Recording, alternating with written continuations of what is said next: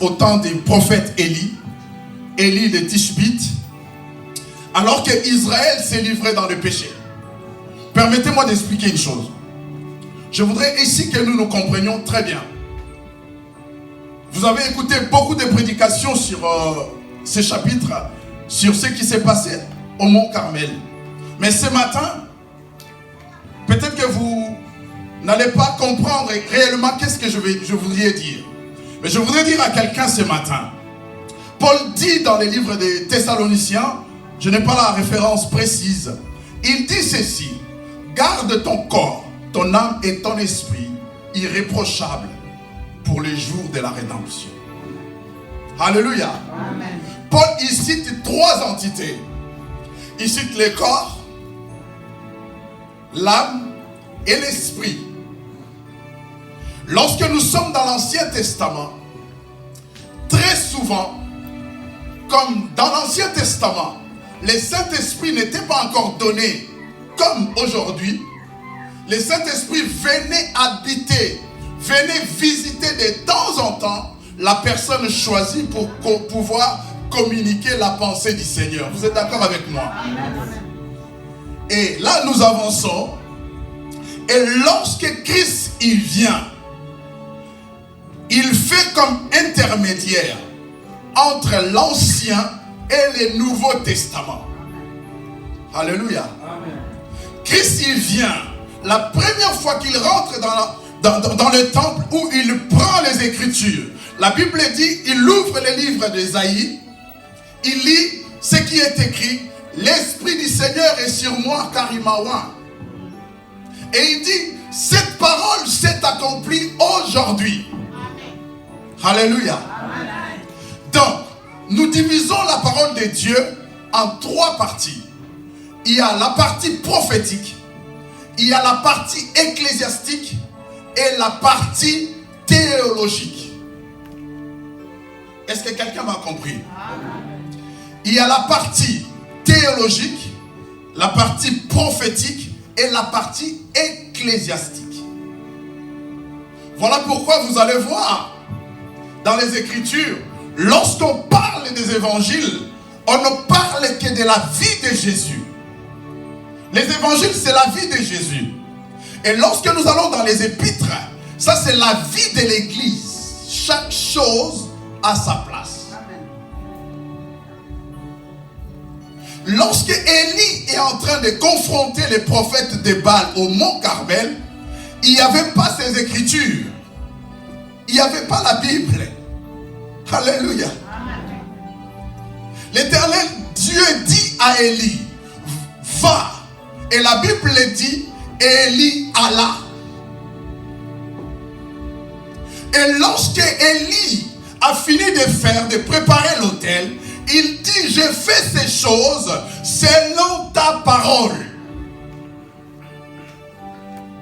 Je vous jure, les gens de l'Ancien Testament, ils étaient forts. Ils mémorisaient toutes ces paroles que nous sommes en train de voir aujourd'hui. Moi, je peux me tromper et aller même sur Google chercher un verset, qu'est-ce que ça veut dire. Mais eux, ils n'avaient pas Google. Ils n'avaient pas Internet. Ils avaient que la tête et le cœur. Et le corps. Alléluia. Amen. Et Élie, il intervient au moment où Israël est dans une période de tumulte. Israël est dans une période de désordre. Israël est dans une période d'apostasie. Ils ont abandonné le Seigneur. Lisez à partir de 1 Roi chapitre 16, vous allez voir. Tous les rois qui se sont succédés, comment ils ont bafoué les cultes de l'Éternel. Et lorsque Élie intervient à partir du 17e chapitre, il intervient avec « Ainsi dit le Seigneur ». Va dire à Achab. Et je suis venu ce matin dire à quelqu'un, il y a un temps pour tout. Alléluia. Amen. Cette année, la décision est de faire de l'Éternel notre délice. Mais on ne peut pas faire de l'Éternel notre délice n'importe comment. C'est pas fort? Ça va? Amen. Parce que je le retourne, excusez-moi. Donc je disais, on ne peut pas plaire à Dieu selon nous.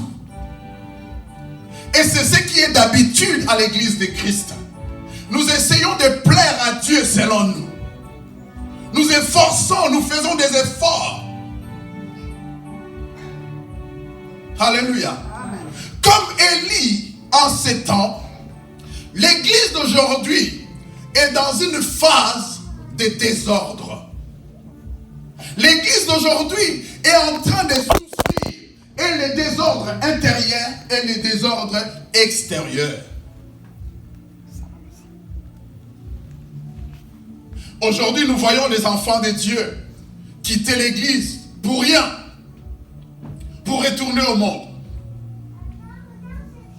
Il y en a même, pasteur, moi qui les 25, ils sont là. Ils sont ce matin dans les églises. Les 25, ils étaient avec Fali à New Arena. Juste pour danser. Les 25. Est-ce qu'ici, quand les frères et les sœurs ont joué, on n'a pas dansé? Alléluia. Amen. Vous savez, les jours où j'avais compris que le diable est méchant, c'est quand j'avais réalisé qu'il n'y a rien dans la musique mondaine. Et c'est ces jours-là, je me suis dit non, il n'y a rien. J'ai un tel plaisir à danser. Des fois, les gens, quand je dis ça, les gens ils disent, mais toi tu danses pas, tu fais que bouger. Oui, je danse pas. Un jour on verra, je vais danser, vous verrez.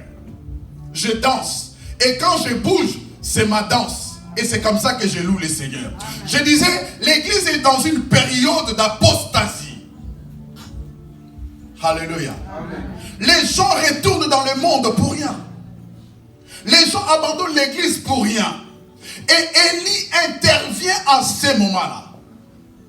Et lorsqu'il arrive, il a la mission d'aller dire à Achab comme quoi il faudrait qu'on se retrouve au mont Carmel.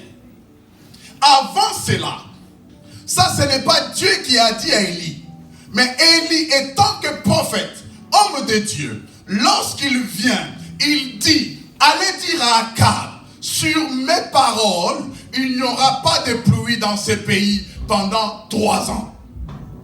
Alléluia. C'est ça, homme de Dieu. Homme de Dieu est celui qui a la vision la plus large. Homme de Dieu, c'est celui qui voit ce que Dieu voit. Homme de Dieu, c'est celui qui marche et écoute Dieu.